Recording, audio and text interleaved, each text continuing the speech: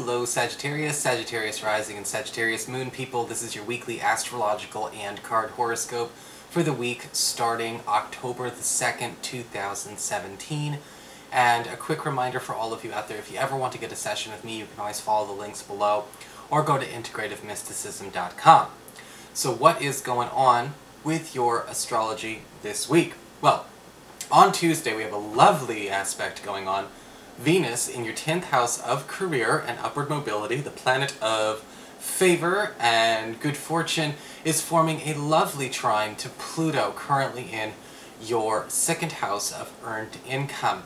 And this could actually prove to bring some kind of boost to either your pay or your stature in the workplace because of a special token of favor or a special gift done to you or for you by a superior.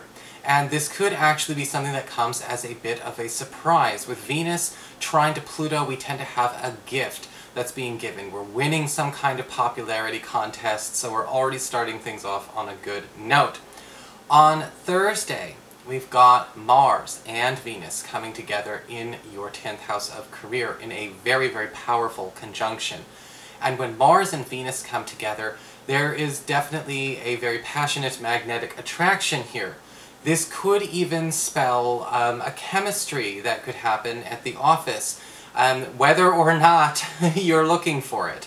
And this could actually prove to be very good chemistry from a creative or an artistic or professional standpoint, but the romance could also be there as well. The issue that happens, though, is that when Mars and Venus comes together, sometimes it can get a little bit out of hand or a little too hot to handle in the beginning. Be careful about things taking off faster than they should, or perhaps having too much emotional currency invested in them at one time, because it sets the bar really, really high, and that's a problem with this alignment. However, this can also be very, very good for either your professional life or possibly even your romantic life, but you will want to use discernment. Alright? So what's going on with your cards this week? Well, for your spiritual advice, we do have the card of the Fox.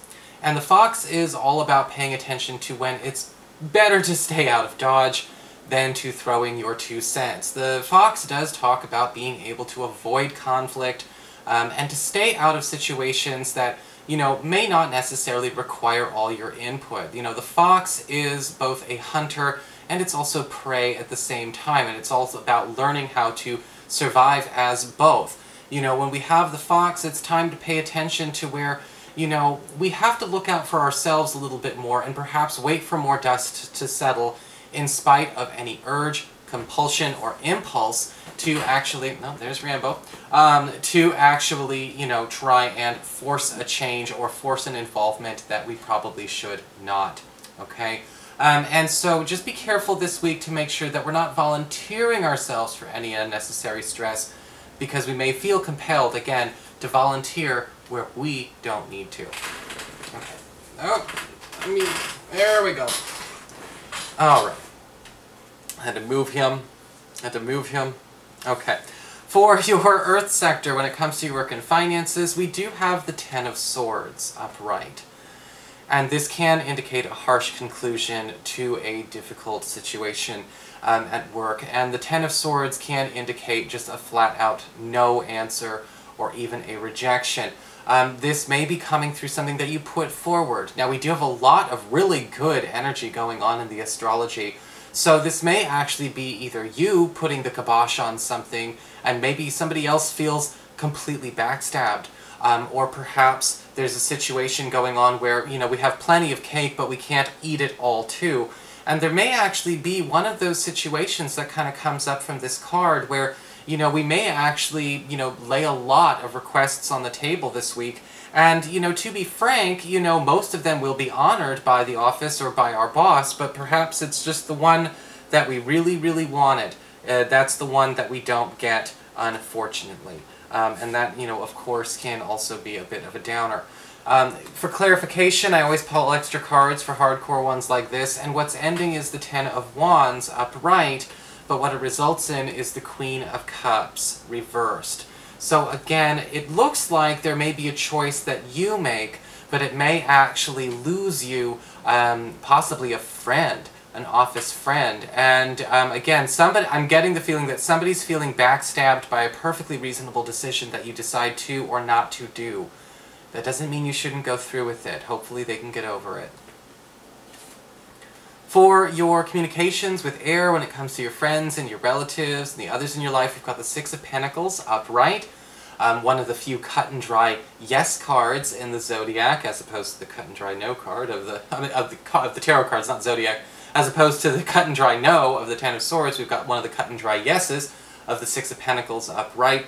And if you've been asking for any kind of favors, you've been reaching out hoping to get some kind of, I guess you could say, realization from a friend, or some kind of gift, or maybe some kind of favor, you're calling something in, you're trying to kind of rally the troops around a cause you believe in for whatever reason, the Six of Pentacles says we do have some takers. And this could actually be really, really good, especially if you've been asking for this favor, because it's very important and almost necessary for you to move forward with whatever this priority is. If you have been kind of hoping that people would, you know, kind of pony up or at least get involved, the good news is we've got, you know, of course, the best and the brightest leading the troops to you this week. So if you have any special favors or anything that you've been waiting on a friend for, maybe they've been waffling, we have a yes answer coming your way this week. For your challenge this week with fire, we do have the Tower card upright. Jesus Christ. We have the Tower card upright. Alright, so this does usually indicate an explosive or, you know, perhaps again, tumultuous ending that is absolutely necessary. And this is the loss or the realization of a loss of something that needed to go a while ago. Or something that needed to come out, but it's coming out in a big way because it's coming out late. Maybe somebody has been sitting on it for too long, or there could be a conflict or something that's starting to boil over because nobody was letting off any steam. And, you know, as far as the challenge is concerned, again, I always pull extra cards to clarify what the hell's going on with this one too. And it looks like what it is, it's the Three of Cups upright. And it looks like there may be some kind of, again, a fight, an explosion with a friend. And I'm not seeing this as a love situation. I'm not seeing this as like a romantic relationship. This is just with a friend, one of the guys, one of the girls.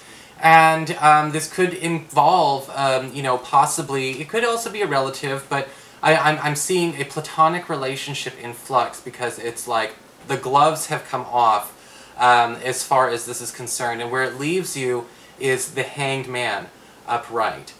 And whether this is done for good or you're just taking space, you are no longer talking to this person for the foreseeable future. And it may actually be your decision, and that's okay.